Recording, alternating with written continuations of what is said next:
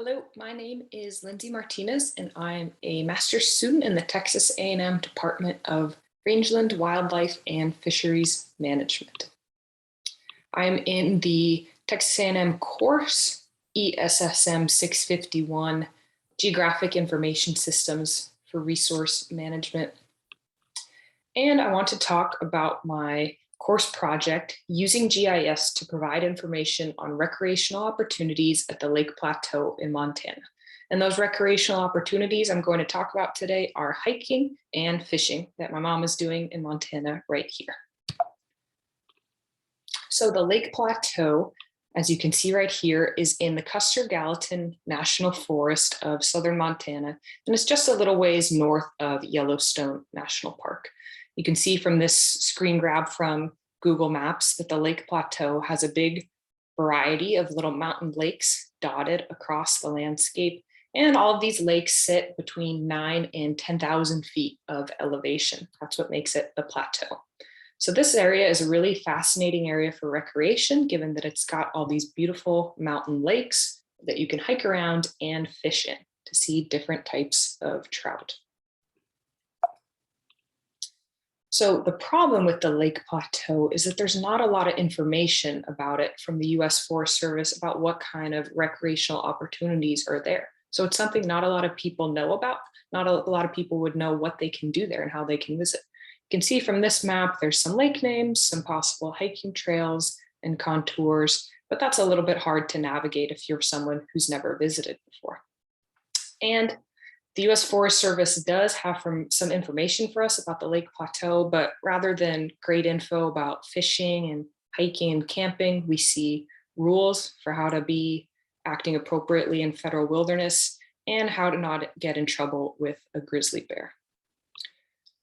So I was lucky in the summer of 2018 to get to visit the Lake Plateau with some family and friends and actually a wilderness guide to spend about a day and a half walking in to the Lake Plateau and then spend 3 nights there enjoying the hiking and fishing around the Lake Plateau.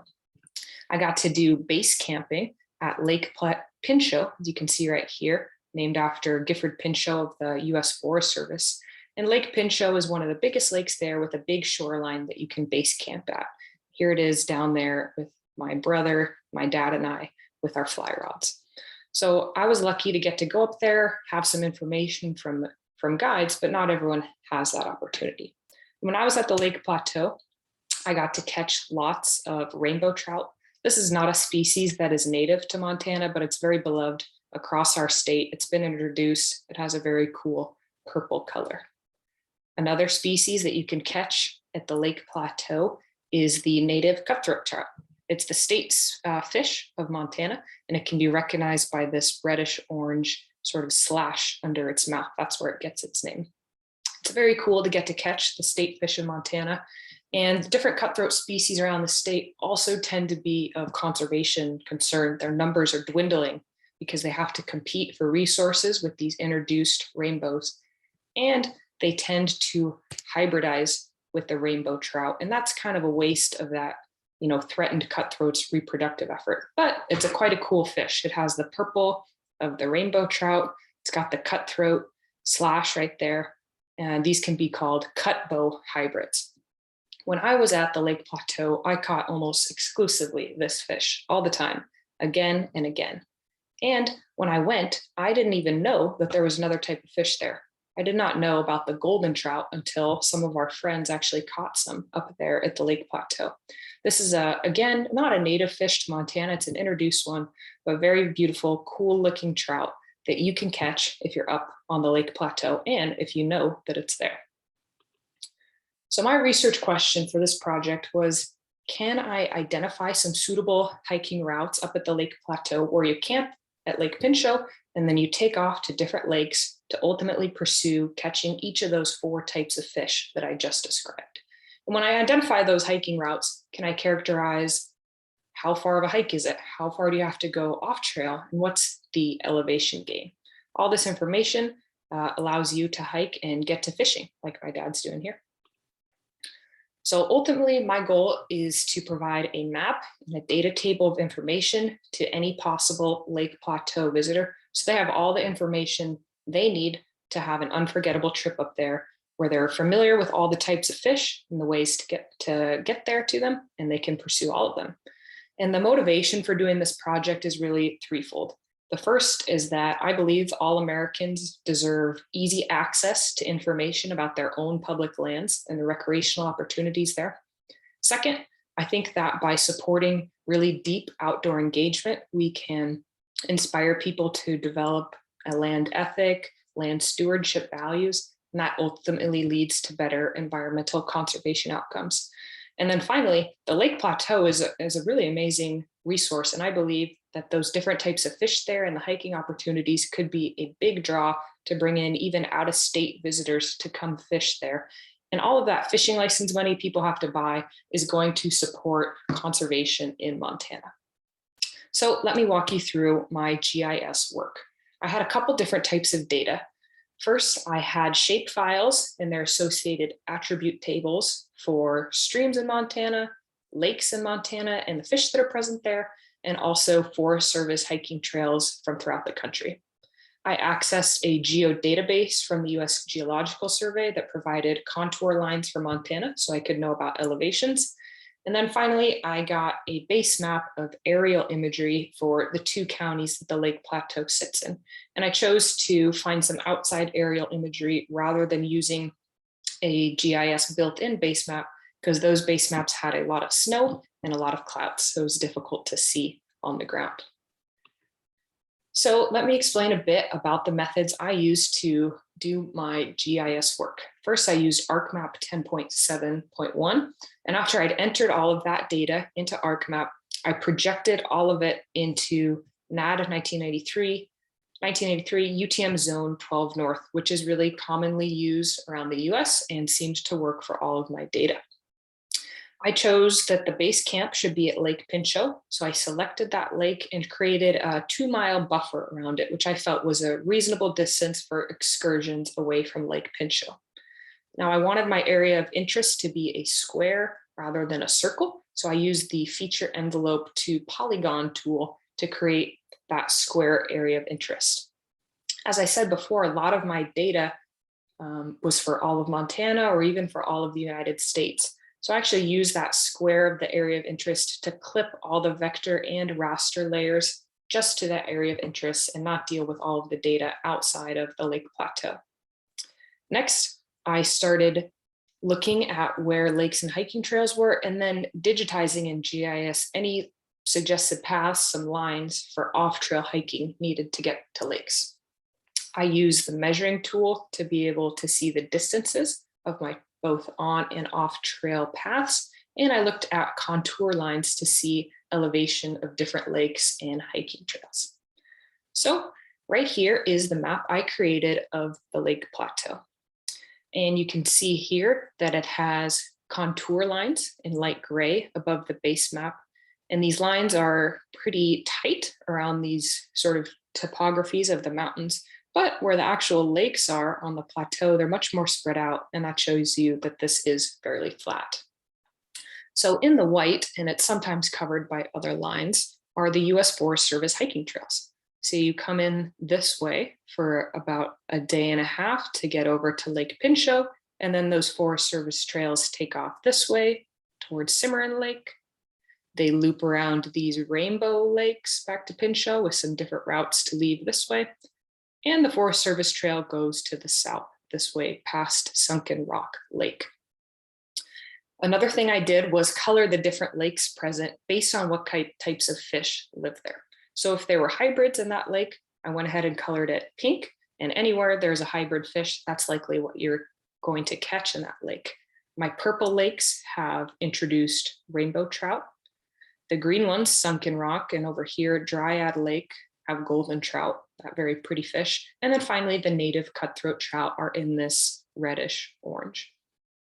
So from there, I went about looking at what type of hiking trails I could take to visit these different lakes and catch some different fish. So first, I wanted to look at rainbow trout and hybrids. What's one hike where I can do to catch both of those fish? Well, the most obvious one is to go here at Lake Pinchot, go by Wounded Man Lake, and do a whole loop past all of these different lakes, stopping along to fish and enjoy that before looping back around and coming home to Pinchot. On that single little rainbow hybrid loop, you actually get to visit 13 different lakes, fish at those if you want, take a dip, or just enjoy them. And this is one of the longer hikes that I identified. It's about 9.75 miles, but that entire hike is going to be on the US Forest Service trails. And it is the most elevation gain of any of your hikes you're going to do. Some of these are over 9,700 feet versus starting at 9,300 at Lake Pinchot. So you do have to go up 440 feet and then back down. But although this is a little bit of a longer hike, you get to see all sorts of different lakes and potentially catch some cutbows and some rainbows. So next, the species that I was interested in, was that golden trout, something that I missed out on my trip. Well, one route I thought would be great would be to take off a whole different way from Lake Pinchot on the Forest Service Trail to Cimarron Lake, and then hop off trail to the south to Dryad Lake. When you're talking about off trail, maybe there could be some primitive trails taken by other hikers or maybe some hunters, but it's not a maintained Forest Service trail. And a person has to decide for themselves whether they're comfortable going off trail, but it's certainly something that people are doing so that they can get out and hunt or fish. So to go to Dryad Lake, overall, that's going to be a round trip of a little less than 6 miles, and about 1.5 miles of it will be off trail. So you have to be comfortable with that. It's a pretty small amount of elevation gain, just 160 feet. So if you're willing to get off trail a little bit, you have the chance to go catch a golden trout. Next, how about those native cutthroat? In this area, it's the Yellowstone cutthroat trout. Well, I saw that you can take off in a similar way to your rainbow and hybrid loop, stay here on the Forest Service Trail, and then just at the very end, hop off trail and get down to Fish Lake. You can see that it's a very short, only about 1/3 mile off trail hiking that you need to do. And overall, a little bit more than 6.5 miles to hike and get to a lake that has only Yellowstone cutthroat in it and try to catch one of these native Montana species. Again, that has pretty limited elevation gain as well. Remember, we're up here on a plateau. So originally I envisioned that I would identify 3 hiking routes, one to rainbow and hybrids, one to golden, and one to cutthroats.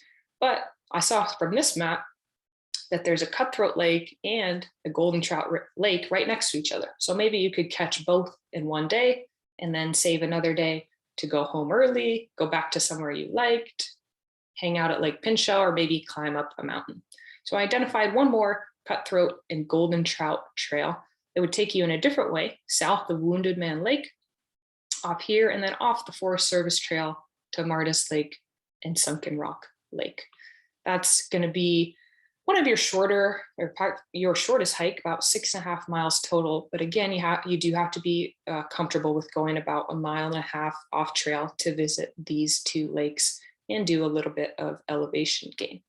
But overall, I think that this map and this data shows you exactly where the different types of fish you're interested in are at and what kind of input you have to put as a hiker to visit these. What do you have to do on and off the trail? What kind of elevation gain are you doing? How's that going to make your knees feel?